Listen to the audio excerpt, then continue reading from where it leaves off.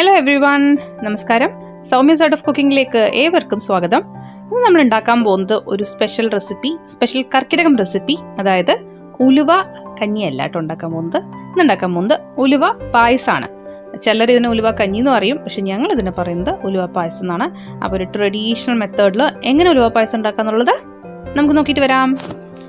അരി 1/2 കിലോ, ഉലുവ അഥവാ വെന്തയം 100 ഗ്രാം, തേങ്ങ നമുക്ക് ഒരു തേങ്ങ വരെയൊക്കെ എടുക്കാം കേട്ടോ. ഞാൻ ഒരു തേങ്ങയാണ് ചിരവി എടുത്തിരിക്കുന്നത്. വെല്ലം അഥവാ ശർക്കര ഒരു 4 to 6 അച്ച്, വേണമെങ്കിൽ നിങ്ങൾക്ക് കൂട്ടിയിടാം, പക്ഷെ ഞാൻ എടുത്തിരിക്കുന്നത് 4 അച്ചാണ്. നെയ്യ് 1 ടീസ്പൂൺ മുതൽ ഒരു 3 ടീസ്പൂൺ വരെയൊക്കെ എടുക്കാം. ഞാൻ 1 ടീസ്പൂൺ കുമിച്ചാണ് എടുത്തത് കേട്ടോ നെയ്യ്. ചെറിയ ഉള്ളി 100 ഗ്രാം, ആവശ്യത്തിന് വെള്ളം. അപ്പോൾ ഇത്രയും സാധനങ്ങളാണ് നമുക്ക് ഉലുവ കഞ്ഞി ഉണ്ടാക്കാനായിട്ട് വേണ്ടത്. ഇനി നമുക്ക് എങ്ങനെ ഉണ്ടാക്കാൻ നോക്കാം. നമ്മളിപ്പോൾ ആദ്യം ഒരു കുക്കർ വെച്ചിട്ടുണ്ട്. ഇതിലേക്ക് ഞാൻ ഇടാൻ പോകുന്നത് ഒരു 1/2 കിലോ അരി കുതിർത്ത് വെച്ചതാണ്.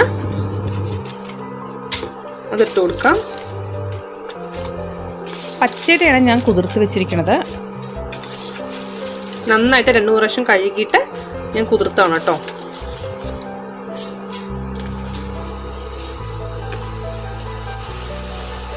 ഇതിലേക്ക് ഞാൻ 5 ഗ്ലാസ് വെള്ളം ഒഴിക്കുന്നുണ്ട്. നിങ്ങൾക്ക് 4 or 5 ഗ്ലാസ് വെള്ളം ഒഴിക്കാം, ഇഷ്ടം അനുസരിച്ചിട്ട്. നമ്മൾ ഇനി ഇതിലേക്ക് ചേർക്കേണ്ട എന്താ വെച്ചിട്ടുണ്ടെങ്കിൽ ഉലുവ. ഞാനിത് ഒരു 100 ഗ്രാം ഉലുവ കുതിർത്ത് വെച്ചതാണ്, എന്നിട്ട് മുളപ്പിച്ചതാണ് കേട്ടോ. ഞാൻ മിനിഞ്ഞാന്ന് വെള്ളത്തിലിട്ട് വെച്ചു, ഇന്നലെ ഞാൻ അതിനടുത്ത് പുറത്ത് വെച്ചു. അപ്പോൾ ഇന്ന് ഞാനിപ്പോൾ ഉണ്ടാക്കുന്നത് വൈകുന്നേരമാണ്. അപ്പോൾ ആകുമ്പോഴേക്കും ഇത്രയും മുള വന്നിട്ടുണ്ട്. ഇതിൽ ഒരു സീക്രട്ട് എന്താണെന്നറിയോ? നമ്മൾ സാധാരണ ഉലുവക്കഞ്ഞി ഉണ്ടാക്കുന്ന സമയത്ത് ലേശം കയ്പ്പൊക്കെ ഉണ്ടാവില്ലേ? നമ്മൾ ഇങ്ങനെ ഉണ്ടാക്കുമ്പോൾ കയ്പ്പ് ഉണ്ടാവില്ലേ? അതാണുള്ളൊരു ബെനിഫിറ്റ്. കയ്പ്പ് വളരെ കുറവായിരിക്കും. ഇത്രയും കയ്പേ ഉണ്ടാവണമെങ്കിൽ അങ്ങനെ നമുക്ക് ആ കയ്പ്പ് അറിയില്ല കേട്ടോ. സാധാരണ ഉലുവക്കഞ്ഞി കുടിക്കാൻ ആൾക്കാർക്ക് ഭയങ്കര ബുദ്ധിമുട്ടാണ്. പക്ഷെ നമ്മൾ ഇങ്ങനെ ഉണ്ടാക്കണമെന്നുണ്ടെങ്കിൽ എല്ലാവർക്കും കഴിക്കാൻ പറ്റുന്നൊരു രീതിയിലാണ് ഞാനിപ്പോൾ ഉണ്ടാക്കി കാണിക്കുന്നത് കേട്ടോ. ഇതിലേക്ക് ജസ്റ്റ് ഒന്ന് ഇളക്കി കൊടുക്കട്ടെ. കയ്പില്ലാത്ത ഉലുവക്കഞ്ഞിയുടെ റെസിപ്പി ഞാൻ ഓൾറെഡി അപ്ലോഡ് ചെയ്തിട്ടുണ്ട്. കാണാത്തവരൊന്ന് പോയി കാണാം കേട്ടോ. ഞാനിപ്പോൾ 1/4 ലിറ്ററിൻ്റെ ഗ്ലാസ്സിൽ 5 ഗ്ലാസ് വെള്ളമാണ് ഒഴിച്ചത്. അപ്പോൾ അതിൽ നോക്കിയപ്പോൾ 2 ഗ്ലാസ് അരിയാനുണ്ടായിരുന്നു. ഓക്കെ, ഞാനപ്പോൾ വിസിൽ വരാനായിട്ട് ഒന്ന് അടച്ച് വെക്കുകയാണ്. ഇതുകൊണ്ടോ അപ്പോൾ നന്നായിട്ട് ആവിയൊക്കെ പോയ ശേഷം ഞാൻ തുറന്നിട്ടുണ്ട്. ഇപ്പം നന്നായിട്ടത് വെന്തിട്ടുമുണ്ട്. അത്യാവശ്യം വെള്ളമൊക്കെ ഒന്ന് വറ്റിയിട്ടുണ്ട്. ഇപ്പം ഇത്തിരി നല്ല കട്ടിയായിട്ടുണ്ട്, കുഴപ്പമില്ല.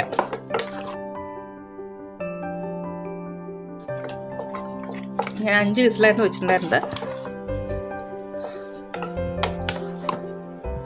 ഓക്കെ, ഇനി നമുക്ക് എന്താ ചെയ്യേണ്ടതെന്ന് വെച്ചാൽ ഞാൻ ഇതിനെ മാറ്റിയിട്ട് അപ്പുറത്തെ സ്റ്റൗവിലേക്ക് വെക്കുകയാണ്. എന്നിട്ട് നമുക്ക് വെല്ലം ഒന്ന് ഉരുക്കിയെടുക്കാം.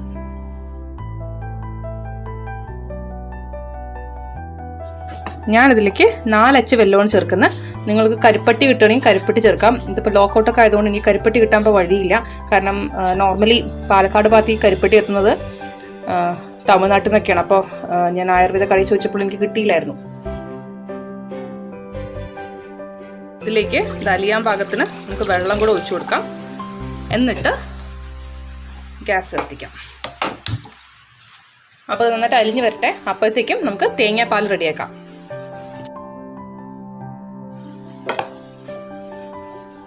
ഇപ്പം നന്നായിട്ട് ഒക്കെ ഉരുകിയിട്ടുണ്ട്. വെല്ലമൊക്കെ നന്നായിട്ട് ഉരുകിയിട്ടുണ്ട് കേട്ടോ.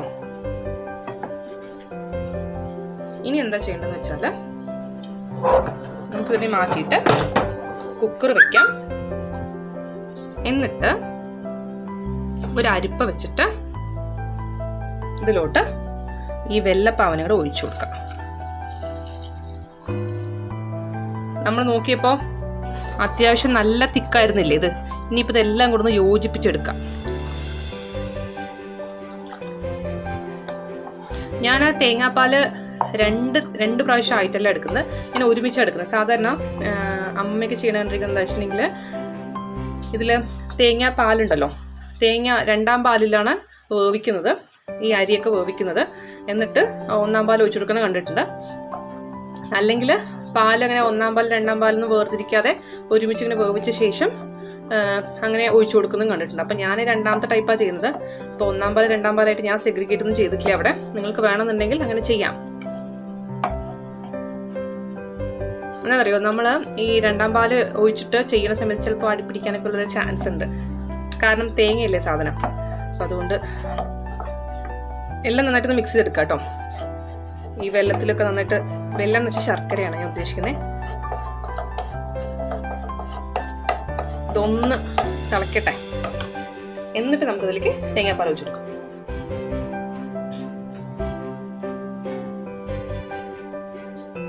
ഇതുകൊണ്ട് നമ്മൾ കുക്കറിൽ വെച്ചപ്പോൾ ഇത് അത്യാവശ്യം നല്ല കട്ടിയായിട്ടുണ്ടായിരുന്നു. അപ്പോൾ ഇതൊക്കെ ഒന്ന് ഇളക്കി യോജിപ്പിച്ചിട്ട് ഈ കട്ടയൊക്കെ ഉടയ്ക്കാം.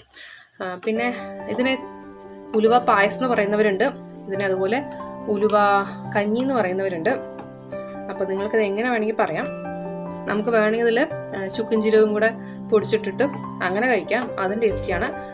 ഇപ്പോൾ ഞാൻ ചെയ്യുന്ന രീതി എന്താണെന്ന് വെച്ചിട്ടുണ്ടെങ്കിൽ നമ്മളതിൽ ഇടുന്നത് വെങ്കായമാണ്. വെങ്കായം മൂപ്പിച്ചിടും. ഓക്കെ, രണ്ട് രീതിയിലും ചെയ്യാം. ഇപ്പം വെങ്കായം മധുരമായതുകൊണ്ട് ചിലർക്ക് വെങ്കായം മൂപ്പിച്ചിടുന്നത്, അതായത് ചെറിയ ഉള്ളി മൂപ്പിച്ചിടുന്നത് അത്ര ചിലപ്പോൾ ഇഷ്ടമുണ്ടാവില്ല. അങ്ങനെയാണെങ്കിൽ ചുക്കും ജീരകവും കൂടെ പൊടിച്ചിട്ടിട്ട് അങ്ങനെ കഴിക്കാവുന്നതാണ് കേട്ടോ. രണ്ടും ടേസ്റ്റിയാണ്. ഇപ്പം നന്നായിട്ട് എല്ലാം കൂടി യോജിച്ച് തിള വന്നിട്ടുണ്ട്. നമുക്കിതിലോട്ട് തേങ്ങാപ്പാല് ചേർത്ത് കൊടുക്കാം.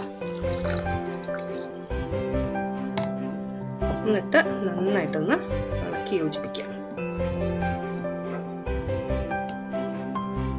പിന്നെ മധുരം നിങ്ങളുടെ അനുസരിച്ച്, നിങ്ങളുടെ ഇഷ്ടം അനുസരിച്ച് ചേർക്കുക. ഞാനിപ്പോൾ ഇത്ര ഇട്ടുള്ളൂ എന്ന് വെച്ചിട്ട് നിങ്ങൾ അത്ര എണ്ണമെന്നില്ല. നിങ്ങൾക്ക് നിങ്ങളുടെ ഇഷ്ടം അനുസരിച്ച് മധുരത്തിൻ്റെ അളവ് കൂട്ടുകയും കുറയ്ക്കുകയും ചെയ്യാം കേട്ടോ.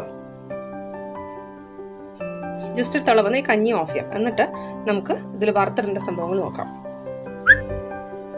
തേങ്ങാപ്പാൽ ഒഴിച്ച് കഴിഞ്ഞാൽ പിന്നെ ഒരുപാട് അങ്ങോട്ട് തിളപ്പിക്കണ്ട, മതി, ഇത്രയായാൽ മതി. നിങ്ങൾ എത്ര ശർക്കര അല്ലെങ്കിൽ വെള്ളം ചേർക്കുന്നോ അതനുസരിച്ചിട്ട് ഈ കഞ്ഞിയുടെ കളർ ചേഞ്ച് ആവും. കുറച്ചും കൂടെ കറുത്ത വെള്ളം ചേർക്കണമെങ്കിൽ കുറച്ചും കൂടെ ഒക്കെ കളർ കിട്ടും. അപ്പോൾ ഞാനിപ്പോൾ വെള്ള വെല്ലമല്ലേ യൂസ് ചെയ്ത്. അപ്പോൾ ഞാൻ ഓഫ് ചെയ്യണം കേട്ടോ. ഇനിയിപ്പോൾ നമുക്കൊരു പാൻ വെക്കാം. നമുക്കപ്പോൾ ഈ പായസത്തിനെ മാറ്റി അപ്പുറത്തോട്ട് വെക്കാം. എന്നിട്ട്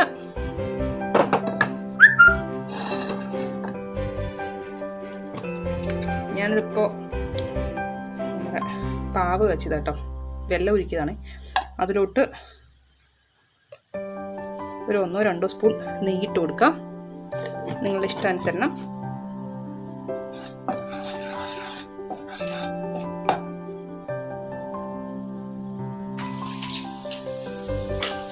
ഇപ്പം നെയ്യൊക്കെ ഉരുകിയിട്ടുണ്ട്. ഇതിലോട്ട് നമ്മൾ എടുത്ത് വെച്ചിരിക്കുന്ന ചെറിയ ഉള്ളി, നമുക്കിതിൽ ഒരു 100 ഗ്രാം ചെറിയുള്ളി വരെയൊക്കെ ചേർക്കാം.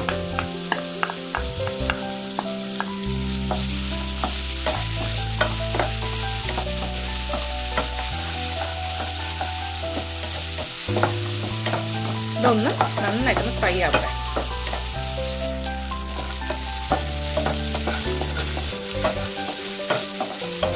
നല്ലൊരു മണം, നല്ലൊരു ഫ്ലേവർ. നമ്മൾ സാധാരണ പായസങ്ങളിൽ നിന്നും കുറച്ച് വ്യത്യസ്തമായ പായസമാണ്. ചിലർ, ഞാൻ പറഞ്ഞ പോലെ ഇതിനെ ചിലർ പായസം എന്നല്ല പറയുക, കഞ്ഞി തന്നെയാണ് പറയുക. ശരിക്കും പറഞ്ഞാൽ ചെറിയുള്ളി ഈ അനീമിക് ആയിട്ടുള്ള ആൾക്കാർക്കൊക്കെ വളരെ നല്ലതാണ്. പെട്ടെന്ന് ബ്ലഡിൻ്റെ കൗണ്ട് കൂടാനും ഒക്കെ നല്ലതാണ്. നന്നായിട്ട് ഫ്രൈ ആവട്ടെ. ഇതുപോലെ കുറേ ദിവസം ഉലുവക്കഞ്ഞി ഉണ്ടാക്കി കൊടുത്താൽ പൈൽസിനൊക്കെ നല്ലതാണ്, പെട്ടെന്ന് പൈൽസ് മാറും. അതുമാത്രമല്ല, നമുക്ക് ഇടുപ്പ് വേദന, അതുപോലെ തന്നെ സന്ധി വേദന ഒക്കെ ഉണ്ടെങ്കിൽ എല്ലാം മാറും. ഈ വേദനകളൊക്കെ ഉണ്ടെങ്കിൽ പെട്ടെന്ന് മാറും ഇത് ചെയ്ത് കഴിച്ചിട്ടുണ്ടെങ്കിൽ. ഇത് ശരിക്കും ഒരു 3 ദിവസമെങ്കിലും കഴിക്കണം എന്നാണ് കേട്ടോ. ഞാൻ വേറൊരു ഉലുവ കഞ്ഞിയുടെ റെസിപ്പി ഇട്ടിട്ടുണ്ടായിരുന്നു, അത് കഴിച്ചാലും മതി. അപ്പോൾ അത് പറ്റാത്തവരാണെങ്കിൽ ഇങ്ങനെ ഉണ്ടാക്കി കഴിക്കാം. ഇപ്പോൾ ഷുഗർ പേഷ്യൻസ് ഒക്കെ ആണെങ്കിൽ നമ്മൾ ഉലുവ കഞ്ഞി ഉണ്ടാക്കി കഴിക്കണമായിരിക്കും നല്ലത്. നമുക്കിതിനെ നമ്മുടെ ഉലുവ പായസത്തിലോട്ട് ഞാൻ ഈ ഫ്ലെയിം അങ്ങോട്ട് ഓഫ് ചെയ്യണം കേട്ടോ. എന്നിട്ട് നമ്മൾ എത്ര ഇട്ടു, നമ്മൾ ഉള്ളി നല്ലോണം ഇട്ടില്ലേ, എന്നിട്ടും ഉണ്ടായി കഴിയുമ്പോഴേക്ക് എത്രയുണ്ട് കണ്ടോ. ഞാൻ മുഴുവൻ ഇടുന്നില്ല, അത്ര ഡെക്കറേറ്റ് ചെയ്യാൻ വേണ്ടി മാറ്റി വയ്ക്കുകയാണ്. ഇതിട്ടിട്ട് നന്നായിട്ട് ഒന്ന് ഇളക്കാം. നല്ല അടിപൊളി ഉലുവ പായസം റെഡി ആയില്ലേ? ഞാനതൊരു ബൗളിലേക്ക് മാറ്റിയിട്ട് നിങ്ങൾ കാണിച്ചു തരാം കേട്ടോ. ഇത് കണ്ടോ, ഒരു കിടു അങ്ങനെയല്ല കണ്ടോ, ഒരു ഹെൽത്തിയായ ഉലുവ പായസം റെഡി ആയിട്ടുണ്ട്. അപ്പോൾ എല്ലാവരും എന്തായാലും ട്രൈ ചെയ്ത് നോക്കുക. ഒരു ഇത്തിരി പോലും കയ്പുണ്ടാവില്ല. നല്ല ടേസ്റ്റിൽ നമുക്ക് കഴിക്കാൻ പറ്റും. ഒരു ബുദ്ധിമുട്ടും ഇല്ലാണ്ട് കഴിക്കാൻ പറ്റും. എല്ലാവരും ഈ കർക്കിടകത്തിൽ ട്രൈ ചെയ്ത് നോക്കുക. ട്രൈ ചെയ്ത് നോക്കിയിട്ട് ഇഷ്ടപ്പെടുകയാണെങ്കിൽ സബ്സ്ക്രൈബ് ചെയ്യാൻ മറക്കരുത്. അതുപോലെ തന്നെ തൊട്ടടുത്ത ബെല്ലൈക്കൺ കൂടെ എനേബിൾ ചെയ്യാന്നുണ്ടെങ്കിൽ ഞാൻ ഉണ്ടാക്കുന്ന പുതിയ പുതിയ വെറൈറ്റി റെസിപ്പീസിൻ്റെയും അതുപോലെ തന്നെ നല്ല പക്ക നാടൻ നിങ്ങൾ മറന്നുപോയ റെസിപ്പീസിൻ്റെയൊക്കെ നോട്ടിഫിക്കേഷൻ അപ്പം തന്നെ കിട്ടുന്നതായിരിക്കും. അപ്പോൾ സബ്സ്ക്രൈബ് ചെയ്യാൻ മറക്കല്ലേ. Thank you so much for watching. നാളെ ഒരു പുതിയ റെസിപ്പി ആയിട്ട് നമുക്ക് വീണ്ടും കാണാം. അതുവരെ ബൈ, ടേക്ക് കെയർ.